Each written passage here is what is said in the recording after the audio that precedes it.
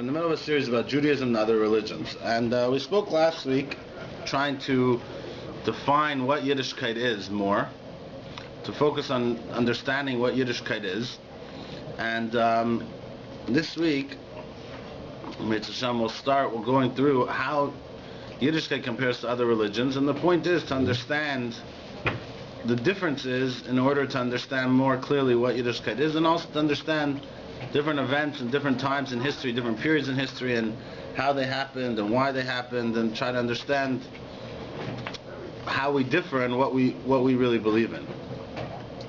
A difficulty, one of the extreme difficulties in doing this is because thinking about Hellenistic thought, thinking about Hellenism, so many of the things in the commonly accepted things throughout the entire world come about through Yiddishkeit, and because of that, for example, if we were to discuss Judaism and idolatry, right? So it's very difficult for us to connect with idolatry because most of what we're exposed to, there is no more idolatry, and we don't really understand the concepts, and even the Goyim are on the same page as us as far as that's concerned. And therefore, it seems to not be so important to understand, and also it seems to be accepted even by the Goyim. It's hard for us to really understand what did they think before. So it's a difficulty, but we have to try to study, and this is also obviously can only be based on history because it's not around anymore really, except for based on writings and history. So we have to try to understand is what did they think before, not what does my neighbor think, but what did they think before, and what was the fight at the time of the Chanuka miracle? What was going on? What was the fight between Judaism versus Hellenism, and what was the clash, and how is it work? How can we understand it? So there's a prophecy which Rabbi Chanuka says is the first prophecy that we have, and the prophecy was said by Noach, and the prophecy says like this: Yaft Elokim leYafes, v'yishkan ba'al leShem. So Hashem will beautify, Yaft Elokim, Hashem will beautify Yefes. Yefes gave birth to Greece. One of the 7 children of Yefes was Yavan, which was the Greek Yavani society, and that is characterized as a prophecy. It will be beautiful. Yaft Elokim leYafes, it will be beautiful. V'yishkan ba'al Shem, but Hashem will dwell in the tents of Shem. So beauty is Yefes, but the tents, where will Hashem dwell? In the tents of Hashem. And the tents is talking about the physical existence, life, family, society. So this is really what was fulfilled, and this is what we see. Hellenism, pre-Hellenic culture. What was the world like before Hellenism? What was the chiddush of Hellenism? And what did Hellenism sort of bring into the world that wasn't there from before? So, pre-Hellenic culture, I'm going to read a little bit from Chanuka Hirsch. Pre-Hellenic culture of non-Jewish nations taught man primarily to regard the phenomena of the world as manifestations of supernatural forces. So, everything that happened in the world was supernatural forces whose might and strength is symbolized by images. So that's what idolatry is, right? You take an object which symbolizes the might of the sun, and you pray to that object which is representative of the sun. That's what an idol is. And man was expected to kneel in fear and trembling in front of those people. So the gods, whatever they were, controlled the world, and man had to kneel and tremble before the gods and bring sacrifices to soothe their anger and to court their favor. Before this overwhelming might, the gods were so powerful, man was reduced to insignificance. Only the priests and the kings were strong. Now, pre-Hellenic thought also only allowed the human soul and mind to grow only compared to what it needed. But it discouraged the development of self-esteem, used fear as a tool, and a measure of suppression and control of passion. Man thus remained uncouth, violent, sinister, and enslaved. uncouth. So some of these words I told you, I just read them. I don't know. I never hear people say them. So,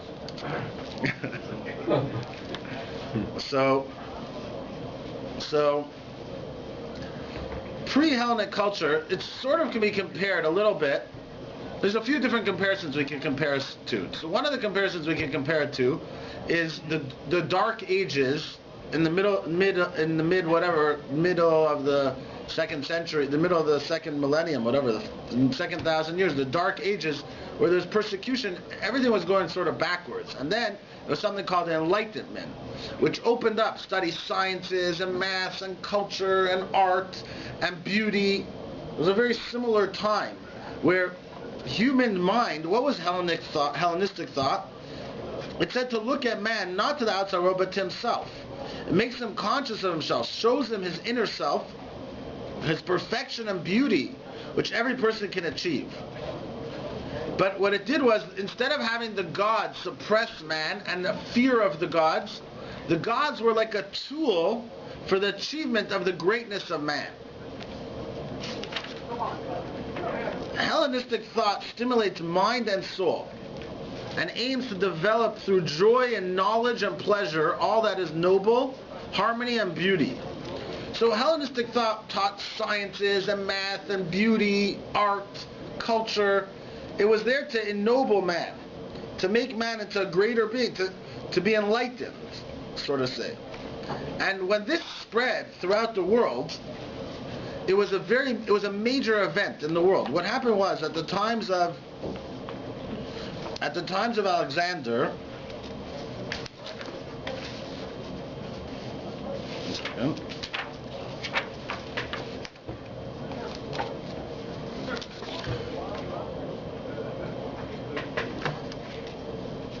Alexander Mokdon, or as they call him, Alexander the Great, in 324 BCE, he began his campaign of world conquest.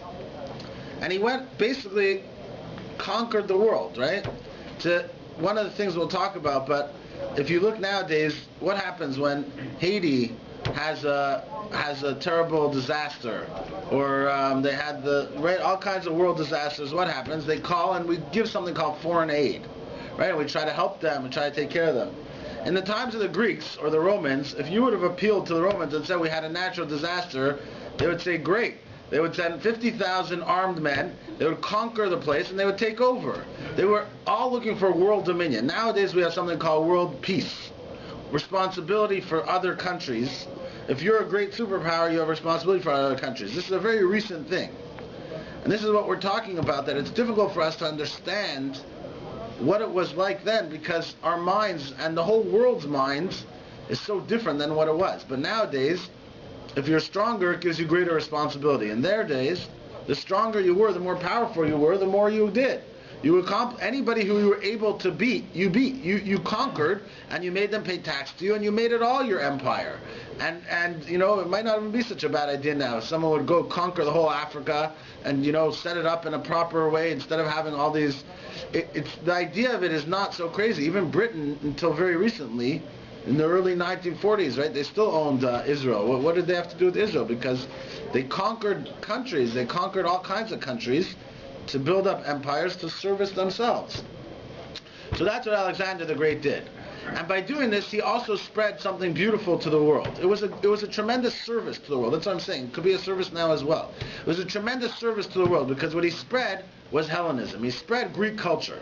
And compared to what was before Greek culture, but before, they were dark. They didn't believe in studying sciences and self-esteem and philosophy. And Greek culture was all about philosophy and art, math, culture, beauty. And they spread this all over all the countries that they conquered. And most of the places was peaceful. They conquered them, and they were happy to accept their culture. In fact, he says that Hellenism conquered minds much more effectively than they could conquer the lands. It was easier to conquer the minds of the people, to convert them to Hellenism, than it was to conquer the lands. But for the Jews, this was a tremendous problem.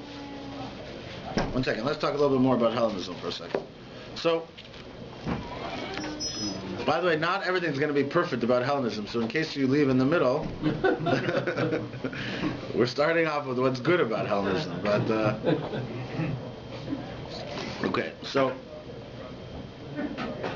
he says, he talks about it more, and that's the idea of Yafta L'Kim L'Yefes, right?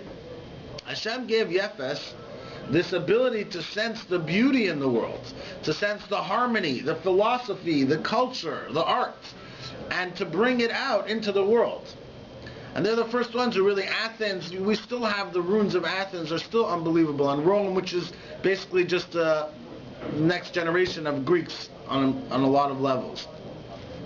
It says, not for naught did God clothe the world with the garment of beauty, form the law of harmony into shapes and sounds, and open the eyes of the air of mankind to grasp these harmonies and to enjoy them intellectually and spiritually.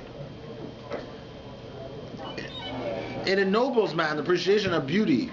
It talks all about this. And yet, Hellenistic culture contains only a small fraction of the truth. You see, this idea of beauty, of art, of culture, of math, of progressiveness, of bringing up the world, of not being dark, was only a minor fraction of the truth. As long as Hellenism is not coupled with the spirit of shame, which is Yafta L'Kim L'Yefes, V'yishkom Ba'olei shame. Shame is the Jews. We came from shame. It falls prey to error and illusion, degeneration and decay. Hellenistic culture stimulates only the mind, creates only a thirst for knowledge and truth, but is unable to generate knowledge and truth.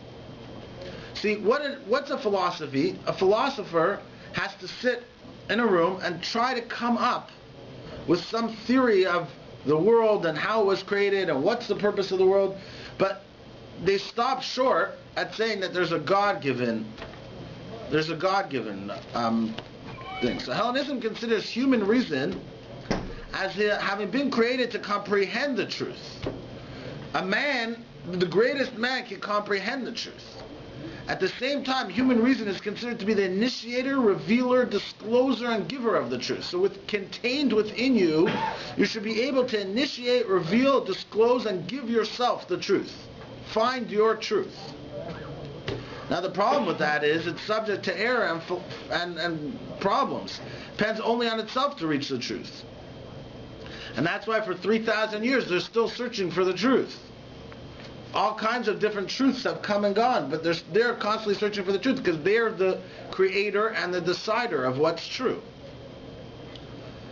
Hellenistic culture knows how to arouse a desire for ennoblement of man's character of life. But what is the ennoblement of man's character of life? What's the measure? Sensual beauty, based on the symmetry of harmony and beauty. It's motivated solely by a delight in one's own personality, by satisfaction with improving yourself.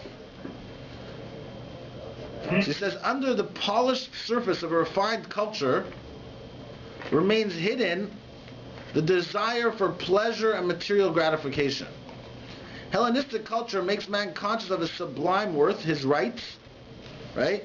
That's an interesting thing because in the world, I'm not sure how familiar everyone was with this, but in the world at large, if you were to say, where's Western society come from? What do most of the ideals, values, systems in Western society come from? The accepted thing is it comes from the Greeks. Rights, the Senate, democracy. The Greeks were the ones who created democracy. Philosophy, art, culture, math, sciences. Most of the Western thought is said to come from the Greeks. And most of the Western values is said to come to the Greeks. So let's look a little bit. You often hear Judeo-Christian. Right. Well, nowadays, right, that's true. Judeo-Christian is 100%. And we'll see where the Christian come from. But a lot of it is said to come from them. We'll see what did they really have, the Greeks. So he says, Hellenistic culture is a protector of rights and freedoms. However, those are only applied to those who are educated. They're subject to an arrogance which claims that the rights of human beings begin only after they've attained a certain level of culture. Therefore, sensitivity and concern regarding one's own self and those who are similar are paired with an enormous callousness, enormous cruelty to the inferior, uneducated masses.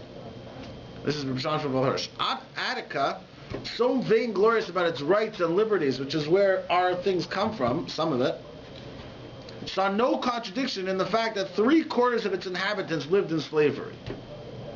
75% slaves, but right of man, equality, right? What does that mean? Is there right of man? Is there equality, or could people be slaves?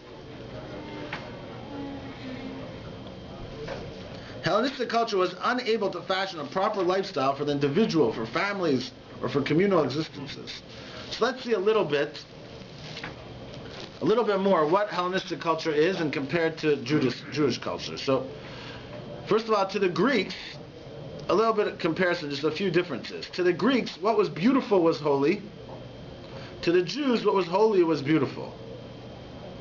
It's a very big difference. Greeks, anything that had beauty was considered holy, and therefore the human body was almost worshipped in Greece. They would walk around undressed, right? All the sculptures that we see are all undressed because they worshiped the beauty. Whatever was beautiful was holy. To a Jew, whatever is holy is beautiful. The Greek envisioned their gods in the image of man. The Jews believed the reverse. Man had been created in the image of God. That's number 2. Number 3, the Greeks, being polytheists, had their own pantheon of gods and were open to including others. No problem. When they used to conquer a nation, they would inherit their gods. They had thousands of gods, all kinds of gods. The Jews demanded exclusive worship of the one God. At the most basic level, the Greeks put man first. The Jews, by their very nature of existence, put God first. These are some of the functional differences of Judaism and Hellenism. Aristotle said, it would sound odd for a man to say that he loved a god. The concept of loving a god, it sounds odd. Plato, his mentor, the maker and father of all, is difficult to discover, to find the starter of it all. And when found, it is impossible to declare him to all man. So, the root of much of these problems of Hellenism, so we're saying on one hand Hellenism had yafta l'kim l'yaftas. On one hand, Hellenism had this ability to have a beauty, to have culture, art, math, sciences, ennoblement of character, search for truth, philosophy, that on one hand. But on the other hand, it was all man-based. It was all based on man, whatever man found within himself, and it was all there for sensual beauty, for physical beauty and pleasure. And even the culture, even the rights that they had and the culture that they had was separated based on who you were in society. Where did a lot of the problems come from? Where did a lot of these problems come from? What is the difference between Hellenism and Judaism? One of the primary main differences, if not the main difference, is that Judaism was the first opening of monotheism in the world. And Hellenism was polytheism. Hellenism was many gods, and Judaism was monotheism, one God. And there's many differences between one God and many gods. So,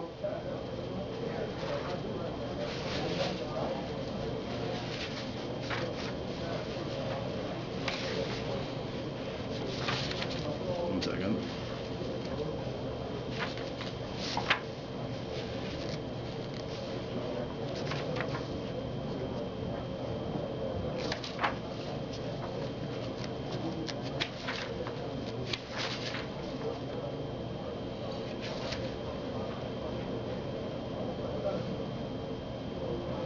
So, what is a polytheistic religion? Each major power in nature was viewed as a distinct deity. Therefore, every polytheistic religion had its sun god, moon god, earth god, sea god, fertility god, and so forth. All these gods were all endowed with supernatural powers. They looked and acted suspiciously human. They ate, drank, slept, loved, hated, made love, and war. they were like regular people almost, like supernatural people. Not only that, but many of them made love and had relations with men, according to their legends. That's one of the reasons why it wasn't so difficult for them to understand, to accept the concept of Yashka, who comes from what they say, a woman who lived with God. That wasn't such a difficult concept for the Christians to understand, because this was for thousands of years what they had as their understanding of what gods are. The relationship between mortals and gods was complex. Was perceived, what was the relation between a god and man? What was the role of God? It was perceived that gods interfered in the affairs of humankind only to get what they wanted and needed. Basically, they left the world alone. The world kind of worked however it wanted to. And what the gods wanted and needed, that's what they did. But the mortals, through magic and sacrifice, could manipulate the gods to act for them. So you could use the god sometimes to get the god to work on your side. Trying to figure out what the gods were up to and how to bribe them for the best possible outcome was something that they spent a lot of time on. So now this affects morality and ethics, right? Because since there was many gods, who's the source of right for wrong? See, they might conclude that one god wanted them to do one thing while a different god wanted them to do something else. And also, because their gods were constantly involved in all kinds of terrible behaviors, of all kinds of wars, and constantly fighting and having sexual relations with each other, so that gave them the license to do all kinds of things. And it's said that idolatry in many gods is the whole purpose of it, the whole Yitzhahara for it was based on sexuality, that they wanted to be able to live depraved lifestyles. So, what's the difference if you have a polytheistic code of moral behavior? There's no absolute standard. There's no absolute standard, then it can be dealt with however you want. You could work with it. There's no rules. Rules come from man. Along came Avram Avinu, and he looked around the world, and he said, well, if the earth is a god, how could the earth be a god? The earth can't make anything grow without rain. The rain must be the god. But if the rain was a god, when the sun comes out, it chases the clouds away, and then the sun's stronger than the rain. But then the sun had to move over because of the moon. So the moon has to be the god. Basically, what he said was there has to be one ultimate power. Which is it? All of them work together in unison and need each other. None of them could be the ultimate power. It must be something on top which is running and controlling it all. And that was Avram's chiddush. But Avram came along and said there has to be one God. But there wasn't only one God versus many gods. That's one aspect of it. But another tremendous point is, the God of Avram was radically different from any idea of a God then existing in the world. Because their gods were almost like supernatural people, and they didn't have power over everything. He was all-powerful, all-knowing, benevolent, he was kind, infinite, and invisible. Since he was infinite, everything was contained in him. He didn't eat, drink, sleep. He had no needs whatsoever.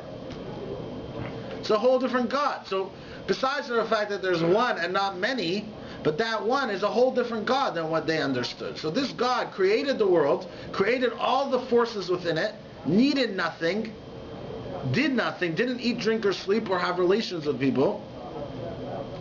Now, the average person nowadays would have no problem accepting this, right? There's one God and he's all powerful, because that's how most people believe now. But at the time, he brings down a creation epic. He says like this. This is one of the stories. Marduk summoned the great gods to assembly. Marduk is one of the gods. He assembled the great gods to the assembly. Who was it that contrived the uprising? So they said the Gigi, the great gods replied to him.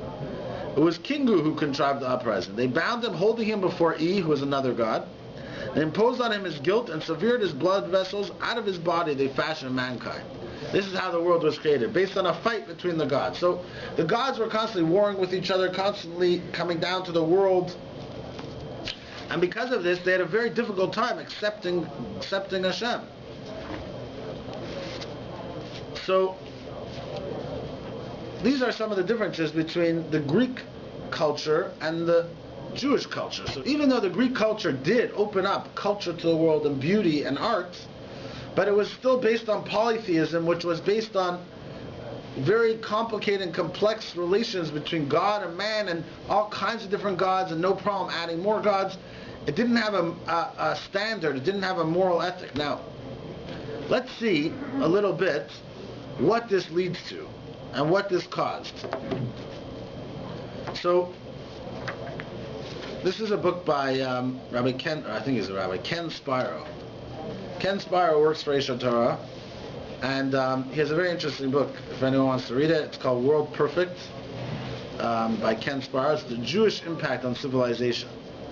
And basically he's coming to prove how, based on the Jews, and based on the Torah, based on the Bible, almost everything that we have in society, almost everything that's accepted as right in society, values, comes from the Jews, and not from the Greeks, which is many people believe. So he went around and did a study, and he asked, I think he says 1,500 people or more, what would you say the basic values of a country or a system should be?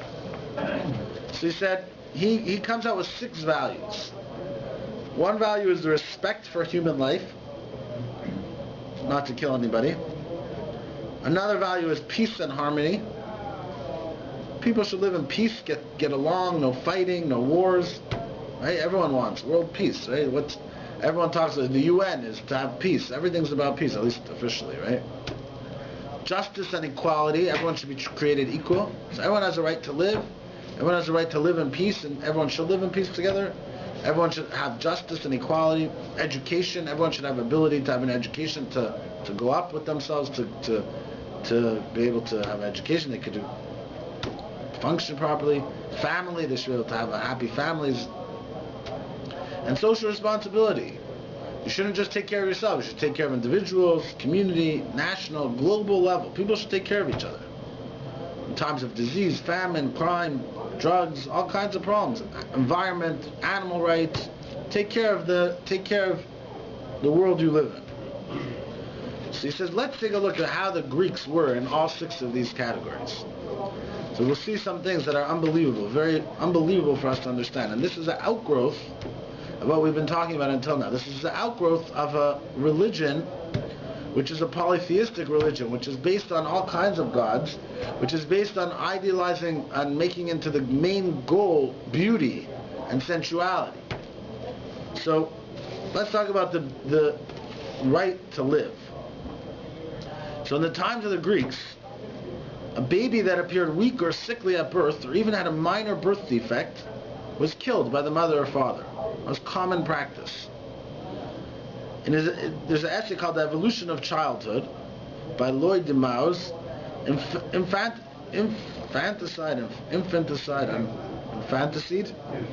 Infanticide during antiquity has usually been played down. Despite literally hundreds of clear references by ancient writers, it was an accepted everyday occurrence.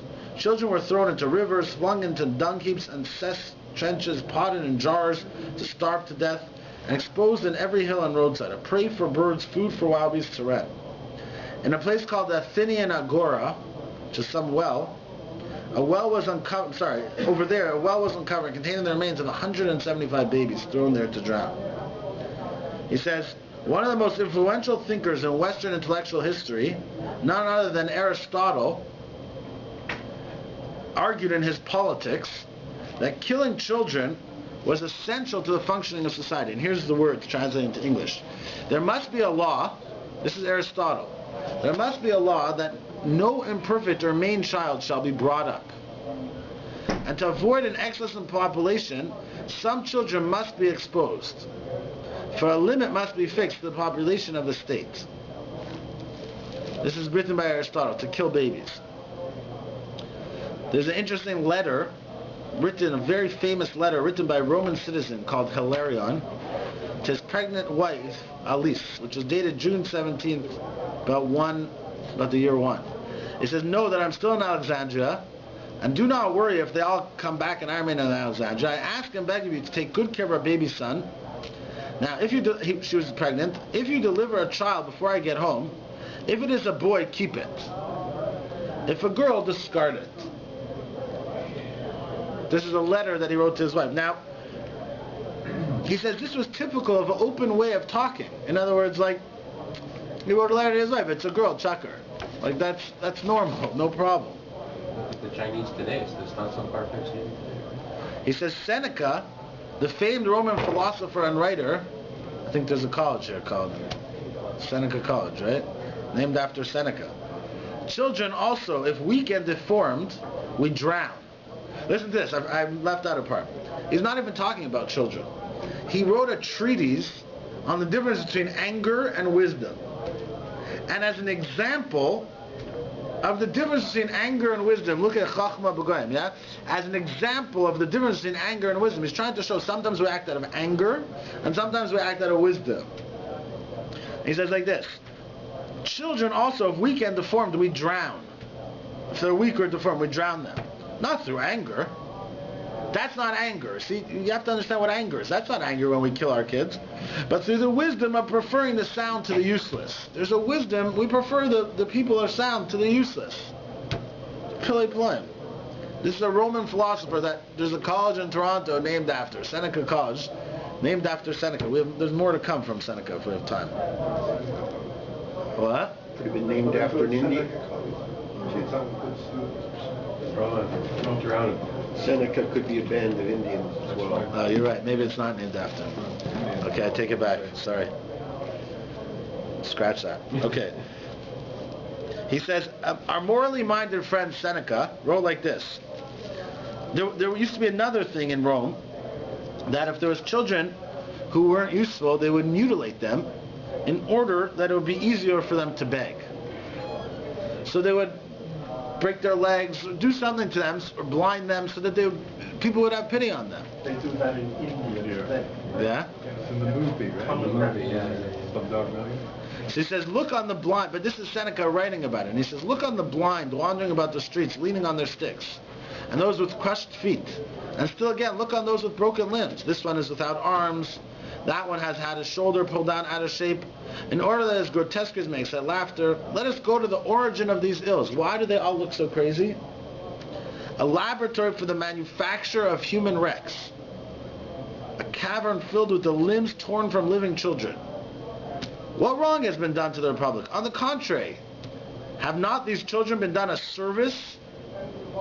Inasmuch as their parents had cast them out, if their parents weren't going to keep them anyways, they did a service to them, because now they could beg. What a beautiful service. I mean, it's terrible, right? My great-grandfather, Al Vashalom, he blinded himself because he didn't want to go to war. They would have sent him to the front, so he actually made himself blind. Okay, but you know, he was a man, and he made a decision that he would make himself blind, and it was supposed to be a temporary thing. It was supposed to be like a temporary make blind, but I don't think it worked. My great-grandfather. What? I don't know all the details. No, both eyes, because he used to learn off by heart. He used to learn Masechtos off by heart. Like, anyways. Not only that, but we're talking about the life. Maybe children, we could say, I don't know, maybe children. But he says, the Athenians in Athens, they regularly maintained a number of degraded and useless beings at the public expense. So they had like a little jail for these people. And when any calamity, such as a plague, drought, or famine, befell the city, they sacrificed 2 of these outcast scapegoats. Also, they did this at the festival of the Thargelia in May. 2 victims, one for the men and one for the women, were led out of Athens and stoned to death regularly. Kapoors. Yeah, just men, people. Kapoors, right, exactly. We don't have to get into the Romans. The whole, one of the big tourist attractions is the Colosseum. What was done in the Colosseum? The Colosseum, we're really trying to focus on the Yevonim over here, but it's a similar concept. The Colosseum was lions fighting against each other till death, men fighting against each other till death, lions fighting against other animals till death, and people would come and watch. And this was the pleasure of killing each other. I mean, we have similar things nowadays, but they don't go till death. Yeah, but they don't go till death. NFL. It's just something that expanded. Each emperor Right. tried to outdo the other in the performances. Right. It's getting, more and more. Now, what about war? We see that all their history is just people warring against each other. It's such a different concept of a world nowadays where everything's to not have war. And what we believe in is peace. Even when we build all our weapons and defense systems, it's even called defense, right? The whole purpose is to defend your country and to be the strongest in order that you could defend yourself, or hopefully that no one will even start a war, because starting a war would be suicidal. But up until not too long ago, it was the exact opposite. And war was common practice. If you were stronger, you did war. He says that, what did they teach their kids? They taught their kids the Iliad by Homer, which I looked it up online last night. First of all, it's impossible to read, even in English. If you look at it, it's impossible to follow. Zeus killed him and followed him and lived with him, and there's thousands of gods. None of the names make sense. But that's what they taught them. They taught them this glory of war, of battle, of fighting. That was the glory. So far we knocked out appreciation for human life. We knocked out peace. It definitely was not their goal. What about justice?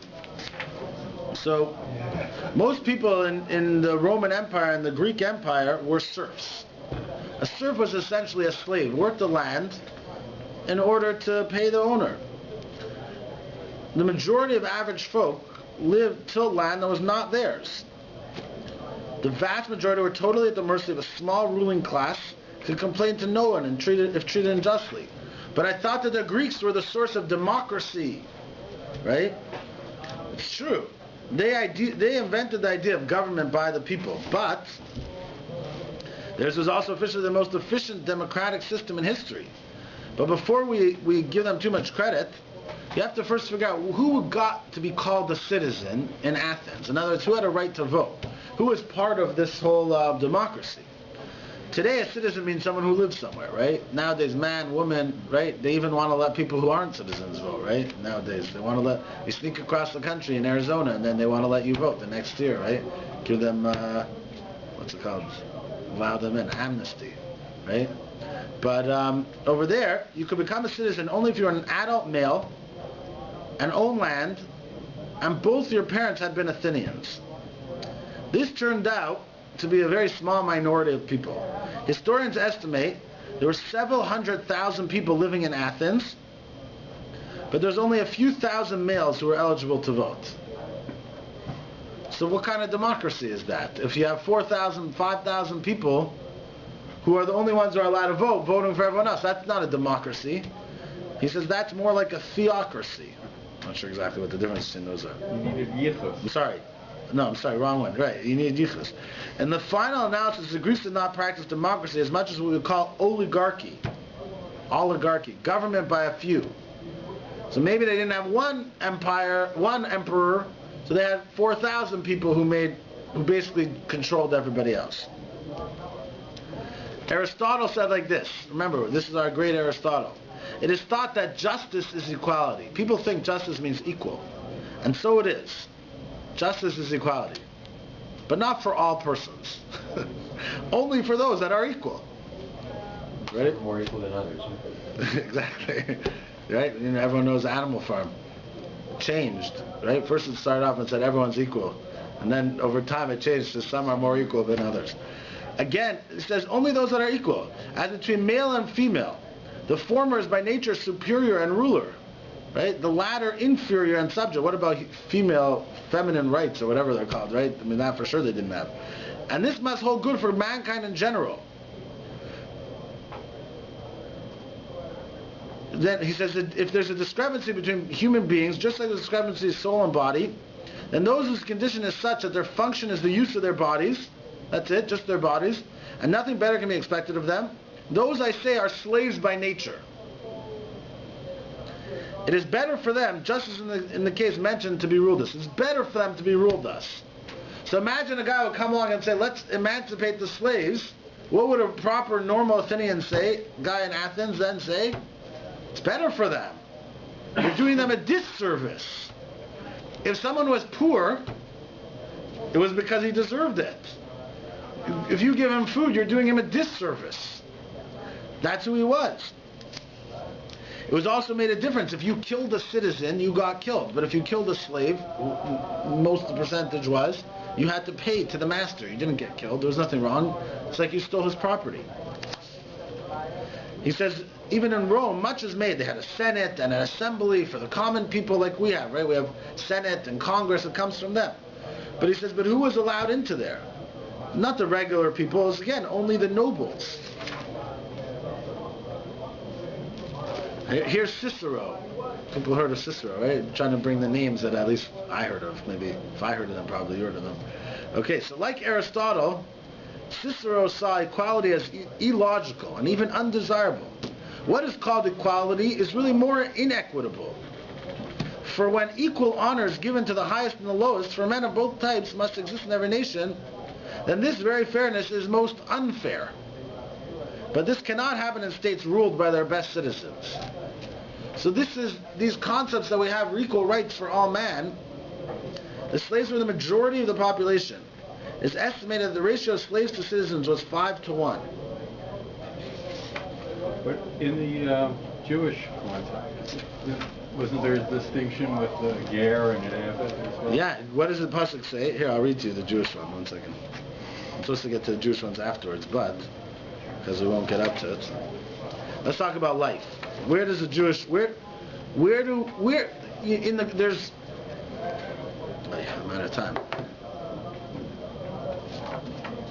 God said like this. Hashem said, let us make a human in our image. And thus Hashem made man in his image. Male and female, he created them. Every person, no matter how young, no matter how old, no matter how poor, no matter how smart, no matter how deficient mentally or physically, every human being on the face of the earth, there's no difference. You're not allowed to kill, right? If someone comes to you and takes a gun and says, either you kill that man or I'm going to kill you, and that man could be 100, he could be right about to die maybe, you still can't kill him. If you could be the Gadol Hadar, the number one Gadol Hadar, and they take a gun and they say, shoot this man, he's a noble, terrible person, destructive person, he's not allowed to kill him. Every single human being has worth. And the reason why every human being has worth is because we're created in man's image, in God's image, in Hashem's image. If their worth doesn't come from Hashem, then what does the worth come from? Why can't I kill a person? Why not? He's harming my life, why can't I kill him? He's a lowly person, why can't I kill him? Because Hashem gave him that inalienable right. You can't take it away from him. He's a man. And the same thing as treating people fairly. The whole Torah talks about treating an eved properly and treating an eved fairly and treating women fairly and treating the Gemara says you have to honor your wife more than yourself. And it's all about helping poor people. It's all about tithe, giving off meiser. Okay, we got to stop. Maybe next week, Emir Hashem, I think we're going to have a guest speaker. I hope everyone comes. He's the Rosh Kol of Detroit. He's a major historian. He's also a major Talmud Chacham. His name is Rabbi Irons, and hopefully we'll get him to talk a little bit more. I didn't speak to him yet. But I want him to try to talk more about understanding Judaism versus Hellenism and a little bit more about the history of that time. So I invite everyone to please come, and maybe the following week we'll finish up a little bit and then see how Greece evolved into Rome, which eventually evolved into Christianity, and to understand the differences that still take place and what the values of Yiddishkeit and how they were affected by those religions and how they didn't take over what those religions did.